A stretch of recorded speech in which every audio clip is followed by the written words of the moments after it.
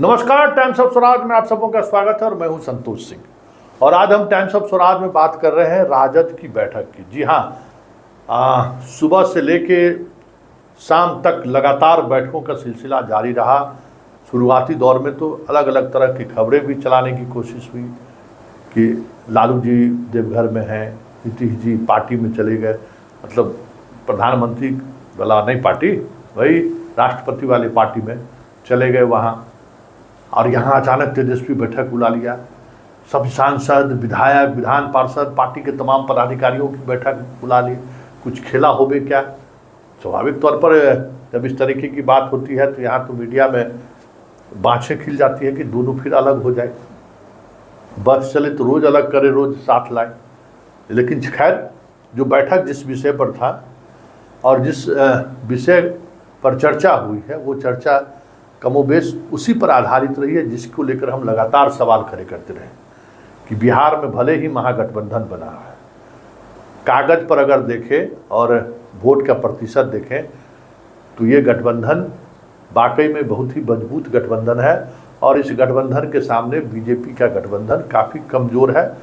और अगर ठीक उसी तरीके से वोटिंग परसेंटेज, अगर जो सभी महागठबंधन के जो अपने वोट परसेंटेज है वो सभी अगर उसी तरीके से वोट परसेंटेज एक जगह केंद्रित रहा तो फिर कोई लड़ाई ही नहीं होगी। लेकिन ये मैथ है, हम बार बार कहते हैं कि मैथ से राजनीति नहीं चलती है, राजनीति केमिस्ट्री से चलती है।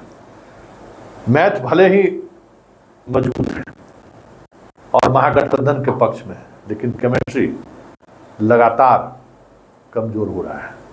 कमज़ोर ये हो रहा है कि जिस सामाजिक समीकरण के आधार पर महागठबंधन अपने वोट बैंक की प्रतिशत की लगातार चर्चा करती है, वो सामाजिक जो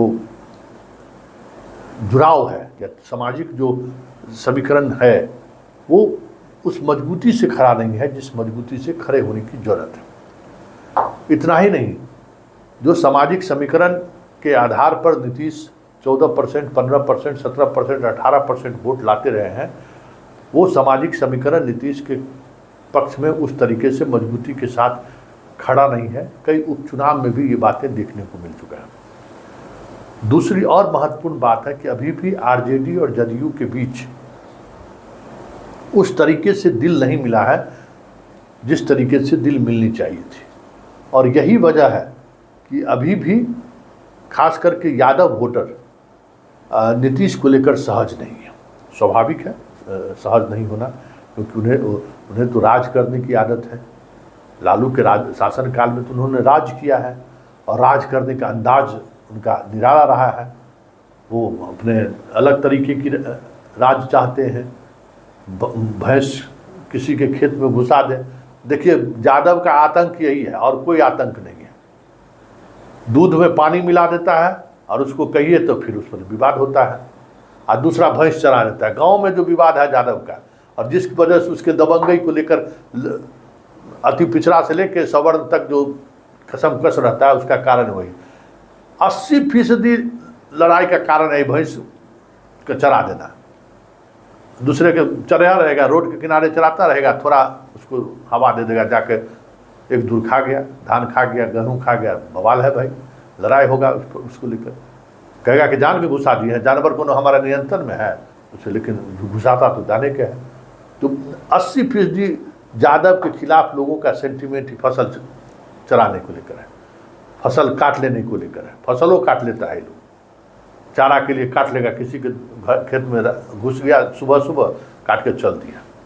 तो बस इसी बात को लेकर यादव का जो अति पिछड़ा समाज है उससे भी टकराव की वजह यही है और कोई वजह नहीं है। बालू ठिका, रंगदारी वंगदारी जो है ना, उस समय और यादव का अभी भी उस तरीके का हैसियत नहीं है। लालू यादव के समय में नहीं था तो अभी क्या रहेगा?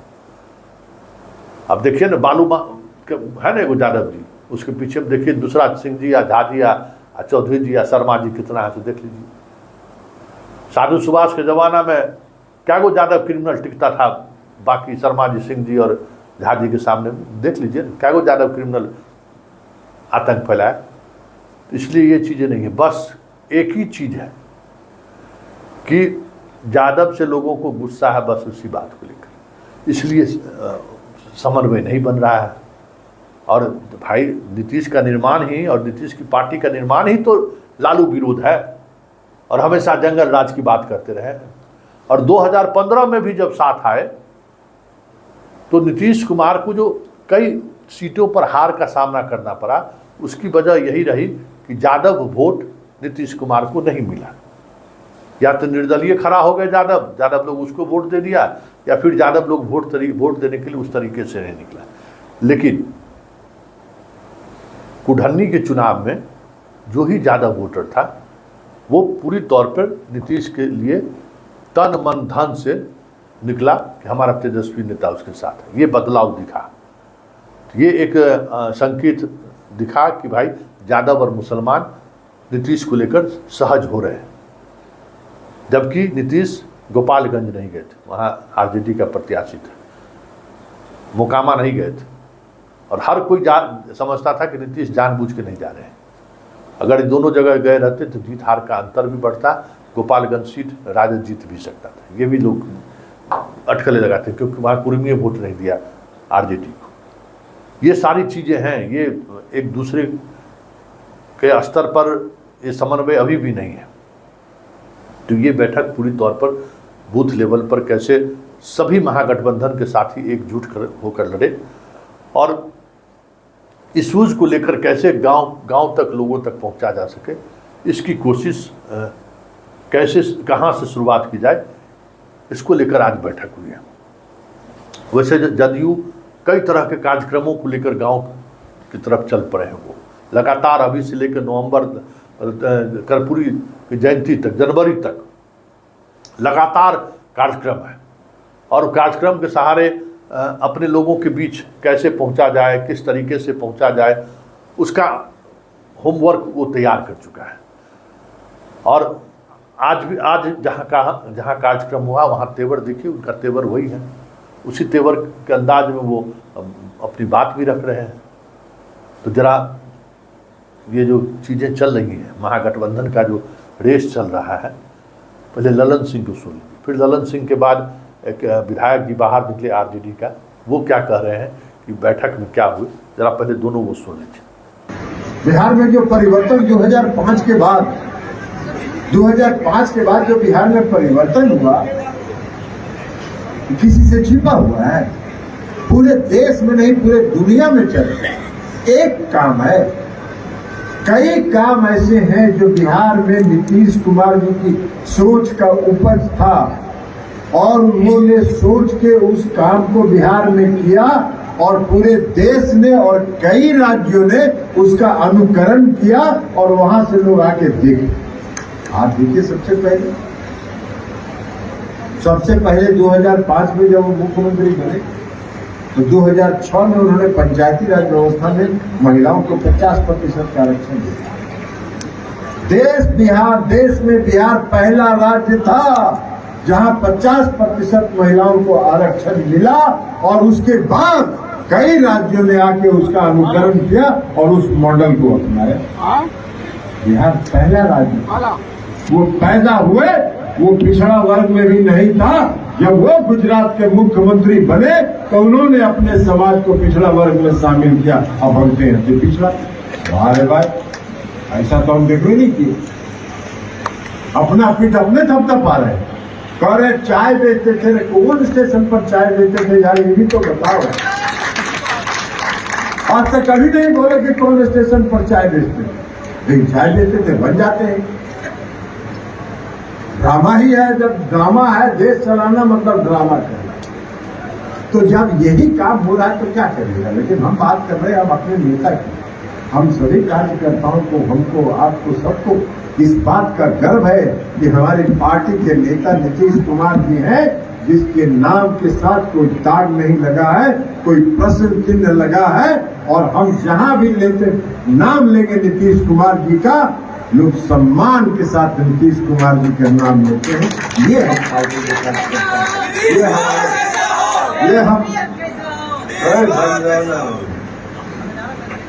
तो ये हम सबों का गर्व का विषय। नीतीश कुमार जी ने काम किया बिहार में, हर घर नल का जल। नीतीश कुमार जी चुनाव में जो वादा करते हैं, एक एक काम पूरा करते हैं, एक एक काम को पूरा करते हैं।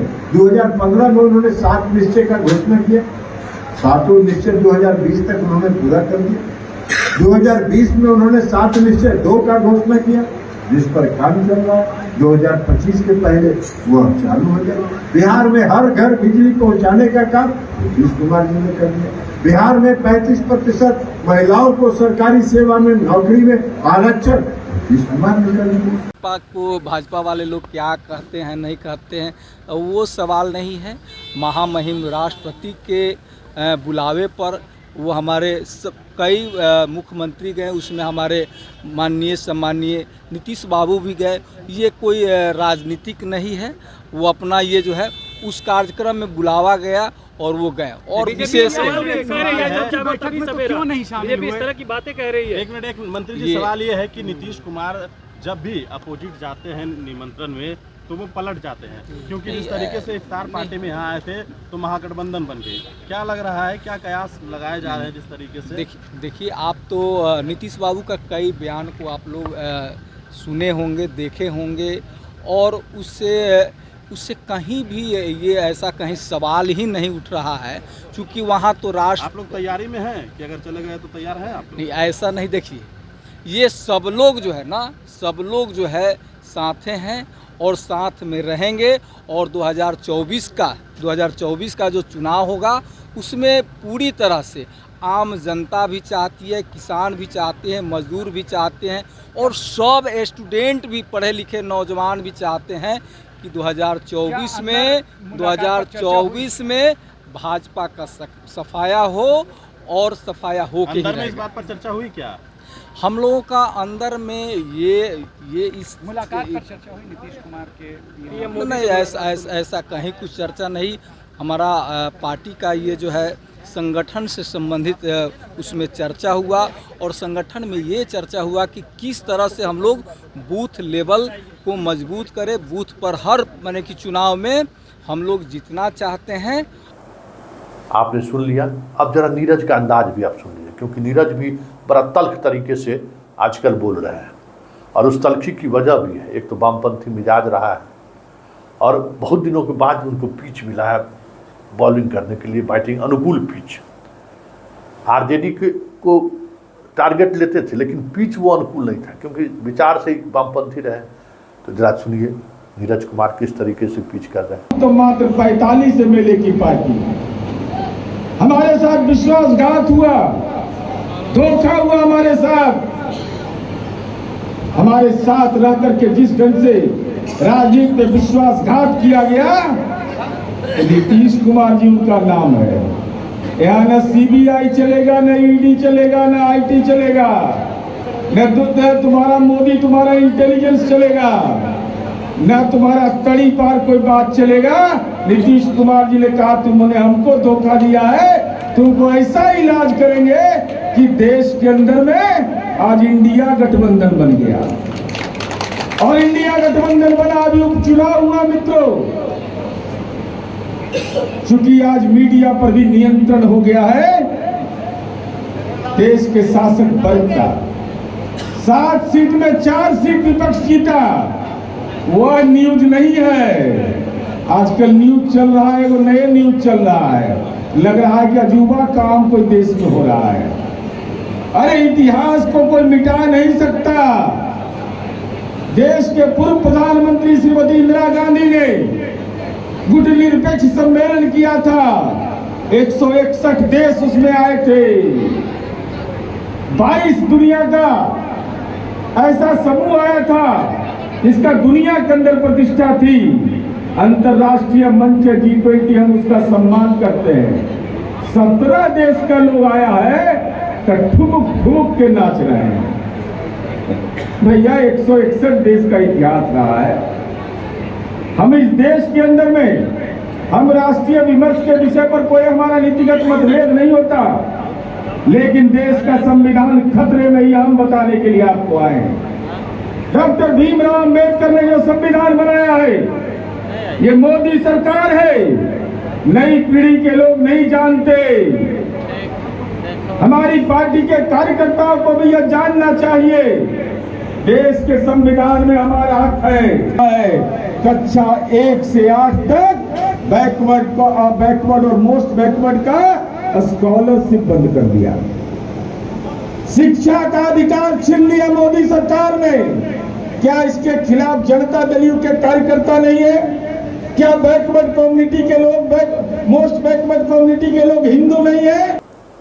तो आपने देख लिया, ये है तैयारी महागठबंधन की दोनों तरफ से, और ये तैयारी दिखा रहा है कि आने वाले समय में किस तरीके से हर एक बूथ पर जदयू और आरजेडी और महागठबंधन के जो अन्य साथी हैं वो हर बूथ 50 यूथ, इन लोगों का नारा यही है कि हर बूथ 50 यूथ, तमाम गठबंधन के लोग एक बूथ पर इतने लोग रहें, इसकी तैयारी है। हालांकि अगर 50 नहीं 10 यूथ भी अगर महागठबंधन का अगर चुनाव के दिन बूथ पर खड़ा हो जाए तो समझिए एक बड़ी बात होगी, क्योंकि इस तरीके का संगठन जदयू के पास तो नहीं है, आरजेडी के पास ही है, भाकपा माले के पास है, सीपीएम सीपीआई की वो स्थिति नहीं है।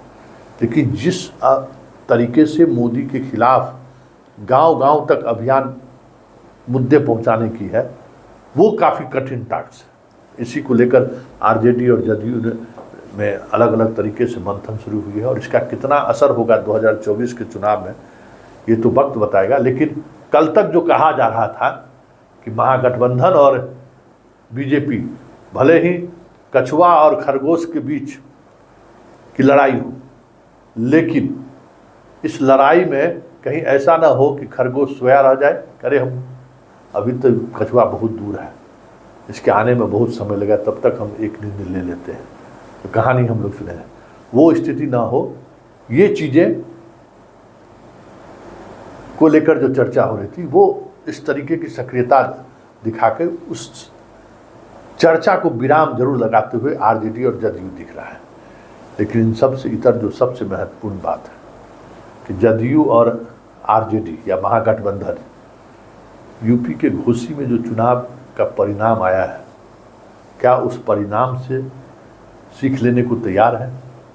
क्योंकि लड़ाई तभी होगी जब घोसी की तरह बिहार में भी बिसात बिछाई जाएगी। देखिए आगे आगे होता है क्या, लेकिन इतना तय है कि 2024 को लेकर बिहार में जिस तरीके की तैयारी दोनों दलों के, दोनों गठबंधन का चल रहा है, चुनाव और वाकई में दिलचस्प होगा।